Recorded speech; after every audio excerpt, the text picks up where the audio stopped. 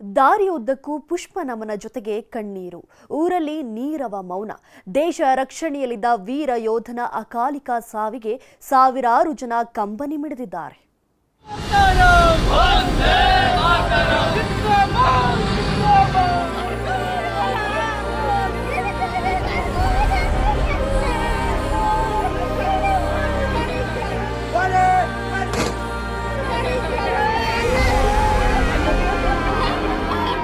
ಉತ್ತರ ಪ್ರದೇಶದ ಆಗ್ರಾದಲ್ಲಿ ತರಬೇತಿ ವೇಳೆ ಪ್ಯಾರಾಚೂಟ್ ತೆರೆಯದೆ ಆಗಸದಿಂದ ಬಿದ್ದು ವಾಯುಸೇನೆ ವಾರೆಂಟ್ ಆಫೀಸರ್ ಜಿಎಸ್ ಮಂಜುನಾಥ್ ಶುಕ್ರವಾರ ಮೃತಪಟ್ಟಿದ್ರು.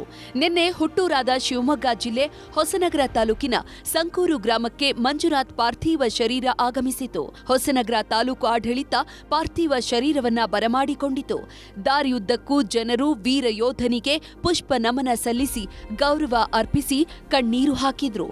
ಪಾರ್ಥಿವ ಶರೀರ ನೋಡ್ತಿದ್ದಂತೆ ಪತ್ನಿ ಕಲ್ಪಿತಾ, ತಾಯಿ ನಾಗರತ್ನ, ತಂದೆ ಸುರೇಶ್, ತಮ್ಮ ಯುವರಾಜ್ ಬಿಕ್ಕಿ ಬಿಕ್ಕಿ ಅತ್ತಿದ್ದಾರೆ. ಮಂಜುನಾಥ್ ಮುಖಕ್ಕೆ ಪತ್ನಿ ಕಲ್ಪಿತಾ ಮುತ್ತು ಕೊಟ್ಟು ಕಣ್ಣೀರಿನ ವಿದಾಯ ಹೇಳಿದ್ರು.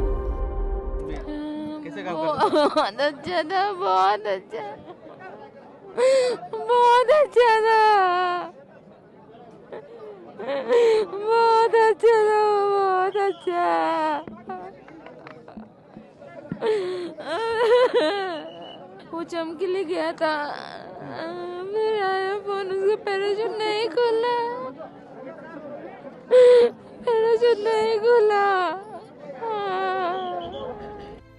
ಹುತಾತ್ಮ ಮಂಜುನಾಥ್ಗೆ ವಾಯುಸೇನೆಯ ಯೋಧರು ಅಂತಿಮ ನಮನ ಸಲ್ಲಿಸಿದ್ರು. ಇದೇ ವೇಳೆ ಸ್ಥಳೀಯ ಪೊಲೀಸರು ಗಾಳಿಯಲ್ಲಿ ಗುಂಡು ಹಾರಿಸಿ ಅಂತಿಮ ವಿದಾಯ ಹೇಳಿದ್ದಾರೆ. ಶಾಸಕ ಬೇಳೂರು ಗೋಪಾಲಕೃಷ್ಣ ಸೇರಿದಂತೆ ಅನೇಕ ಗಣ್ಯರು ಉಪಸ್ಥಿತರಿದ್ದರು. ಈಡೀಗ ಸಂಪ್ರದಾಯದಂತೆ ಅಂತ್ಯ ಸಂಸ್ಕಾರ ನೆರವೇರಿಸಲಾಯಿತು. ವಾಯುಸೇನೆಯ ಅಧಿಕಾರಿಗಳು ವೀರ ಯೋಧ ಮಂಜುನಾಥ್ ಕುಟುಂಬಕ್ಕೆ ರಾಷ್ಟ್ರಧ್ವಜ ಹಾಗೂ ಸಮವಸ್ತ್ರ ಹಸ್ತಾಂತರಿಸಿದ್ರು.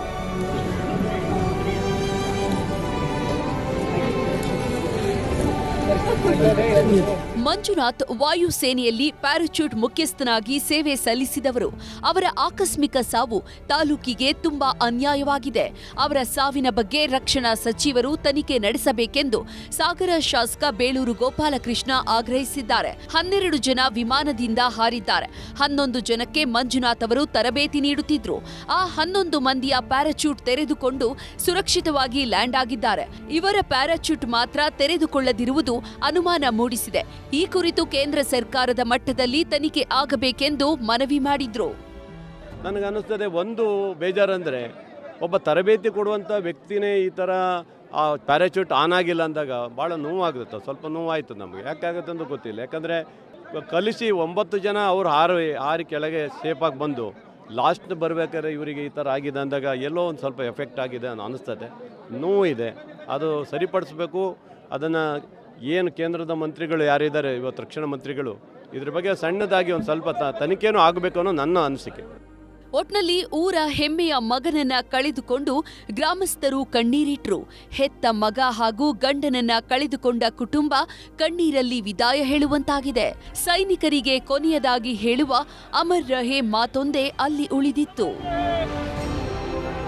ವಿನಯ್ ಪುರದಾಳು, ನ್ಯೂಸ್ 18 ಶಿವಮೊಗ್ಗ.